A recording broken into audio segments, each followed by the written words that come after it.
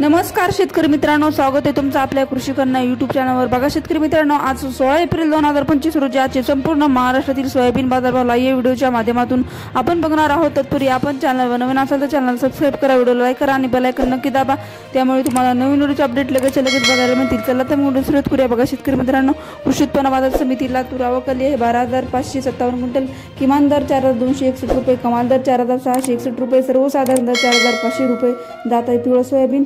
पुढील बाजार समिती मेहकर आवक आली 440 क्विंटल, किमान दर 3,700 रुपये, कमाल दर 4,490 रुपये, सर्वसाधारण दर 4,250 रुपये जात आहे लोकल सोयाबीन।